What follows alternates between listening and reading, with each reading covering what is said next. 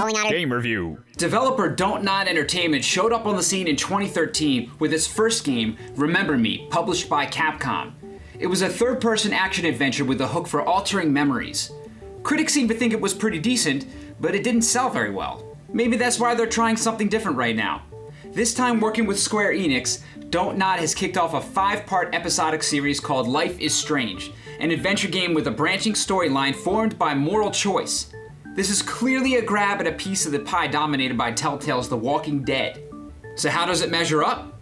We're only one episode in, and it's not all good news, but what we played is enough to get us interested in what's next. Life is Strange follows the angsty, relatable teenage life of Max Caulfield, a clear nod to The Catcher in the Rye. She's dealing with being a talented girl in a big deal private school, and all the pressure that comes along with it, from the demands of her schoolwork. Stay there!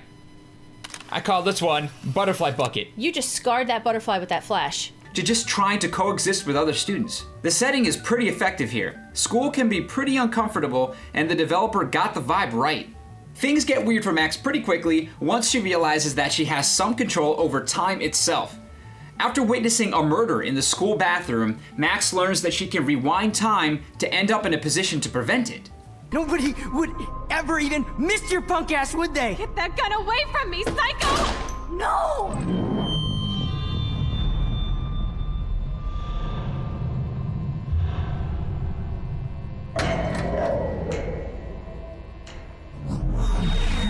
Whoa. What the fuck? Life is Strange is using this time rewinding mechanic as their hook. All throughout episode 1, you'll have chances to make mistakes and then rewind to correct them. Sometimes it's necessary, like when trying to convince another student to take you seriously. At first you don't remember her name, but once she angrily tells you again, you can rewind to get it right the first time and earn some of her trust. Juliet Mason. That was truly sad. Thanks for your concern, Max Caulfield. By the way, Juliet Watson. Juliet Watson, you be nice. I'm flattered. I didn't even think you knew my name at all. Other times it just seems to dull the whole idea of making moral choices to begin with. Games with branching storylines give you moral choice so that you can have some control over not only how the story progresses, but also how the personality of your character progresses. That way, hopefully each person playing has a unique experience. But this only works when you make a choice and you have to live with the consequences. Rewinding time basically removes the consequences. If you make a choice and something doesn't go the way you like, you could just rewind and do it again differently. Life is Strange has set up a pretty big challenge for itself because of this, since it's now more important that there are no right or wrong choices, or else everyone's just liable to rewind until all the right choices are made. Then we're not having very unique experiences anymore. That said, Life is Strange does seem to be handling this pretty well so far. Each decision has its own set of consequences, so it's not like you can avoid every bad situation. Though it was annoying that Max always felt it necessary to stop and say, "Are you sure?" after almost every single choice. Should I rewind and change my story? What do you want to do? Man, I should have stepped in between Kate and David. That asshole was so over the line. Oh, what were you gonna I could do? rewind and try something different. Let's just go. Either way, to me, the rewind mechanic felt like cheating most of the time, so I didn't use it very much. It's tough to say how important it will be to the story, but we've got 4 more episodes before we can say anything about that. The story does stay interesting though, introducing characters that are both new and old to Max, but the writing isn't doing them any favors just yet.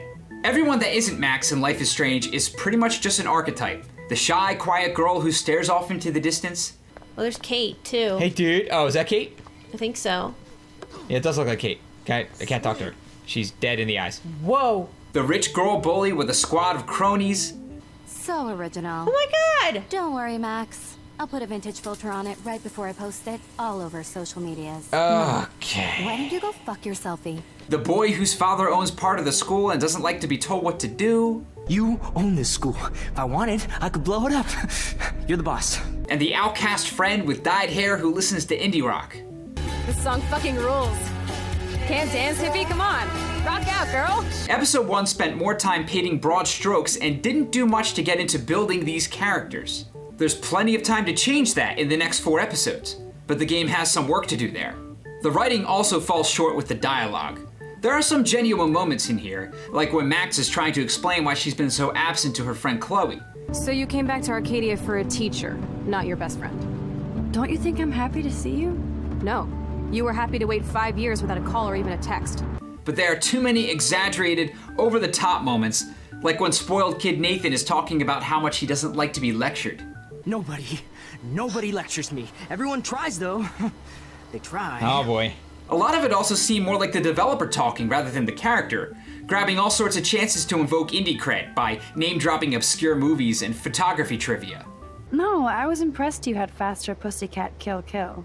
Russ Meyer was a genius of black and white. Plus, babes with breasts. It goes far beyond character development here, and none of the dropped knowledge aided in any decision-making.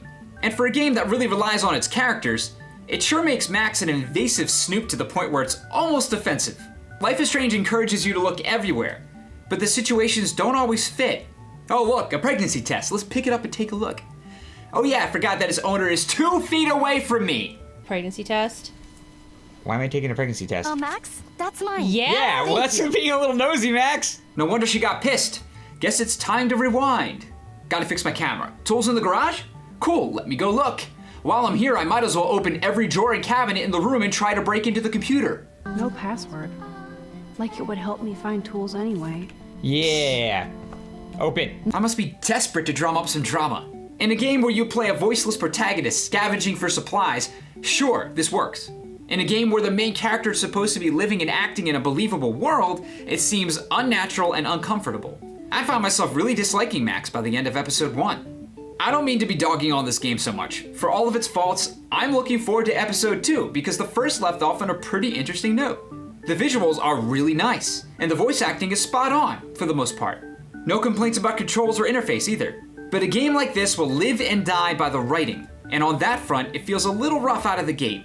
Still, I'm cautiously optimistic about where this is going. You probably already know by now if this is your kind of game, but if you're on the fence, wait until you find out how the next episode or two shape up before spending any money. Since there are 4 more episodes in this series, I don't feel like we can get a full picture of the game until they're all out, so we will not score this game until then. But we will be playing through all following episodes on the channel. So if you want to see our full playthrough of episode 1 and the playthroughs of every episode coming up, then make sure you subscribe. And head on over to Life is Strange on Steam and rate our review as helpful. It sure helps us. And don't forget to check out the rest of the channel. We got a new video up every day. So thanks for watching, and we'll see you next time. Uh-oh. Electric tornado. Is it moving? Whoa! Oh, snap. Oh! That was so surreal. Ha! What kind of a clue is that? But the main problem with this is that there's no log of objectives, so the only one you can call up is the last one you discover. Unless you're going to keep a notepad handy, you'll have little idea of what it is you're required to do at any given moment in the game.